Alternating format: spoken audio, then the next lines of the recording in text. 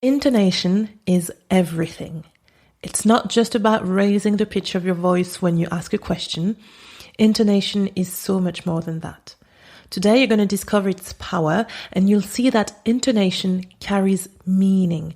How you say what you say can completely transform the meaning of your words. So if you often misunderstand spoken French, stay tuned because this episode will help you take your listening skills to the next level. Welcome to Quirky French Podcast, the podcast that helps you speak more confidently, feel more focused, and be more in control of your French learning journey. Prêt? C'est parti! Bonjour, bonjour! Welcome to episode 44. Or shall I say, bonjour! Welcome to episode 44. In any case, salut and welcome to Quirky French Podcast, the podcast that will give you the best tips to find your voice, develop your style and confidence in French.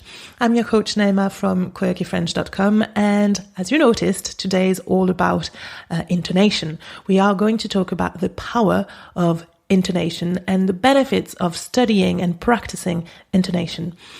Because when we think about intonation, we're not just talking about polishing your accent and sounding more French. We're actually talking about meaning because intonation carries meaning. So in today's episode, I'm going to talk about two principles that will help you understand what to focus on when we think about intonation and your voice.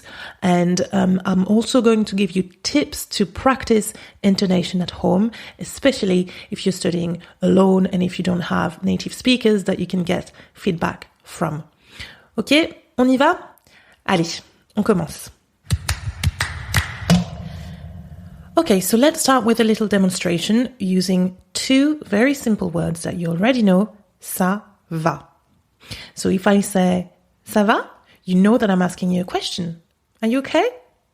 Ça va? And then, ça va? I'm okay. When the pitch goes down, I'm providing an answer, but you're probably familiar with that already. Now, new example. 3 words now. Ça va pas? Ça va pas? Is something wrong? Ça va pas? Are you not okay? Is something wrong? Different intonation. Ça va pas. Ça va pas. That's something's not right. Okay, it's a little bit the same, the question and the answer. Now, a third one. Ça va pas.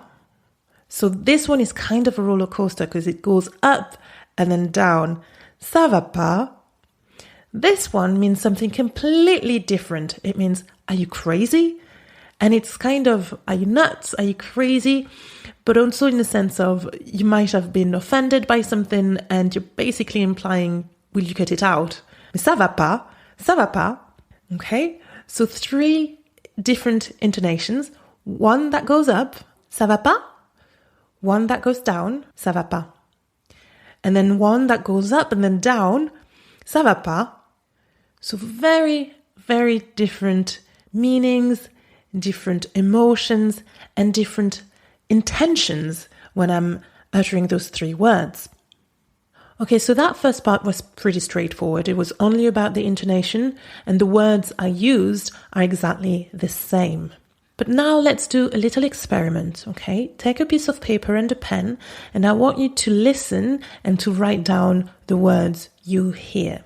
I'm going to say 3 pairs of sentences or like a group of words, and they are going to sound very similar. You're going to hear the same sounds, but they're actually different words, okay? And what will make the difference in how you understand what I say is my intonation and the pacing of my voice, okay? So take a piece of paper, pause the episode, and then resume when you're ready, okay? Let's start the first set. The first one is les poissons rouges. Les poissons rouges. Second one is les poissons rouges. Les poissons rouges. Next set. The first one is une tasse de sucre, s'il vous plaît. Une tasse de sucre, s'il vous plaît. And the second one, une tasse de sucre, s'il vous plaît. Une tasse de sucre, s'il vous plaît. And the last pair, the first one is j'emmène les enfants. J'emmène les enfants. Second one, j'emmène les enfants. J'emmène les enfants. Okay, so I'll repeat the whole set. Les poissons rouges. And les poissons rouges. Second one. Une tasse de sucre, s'il vous plaît.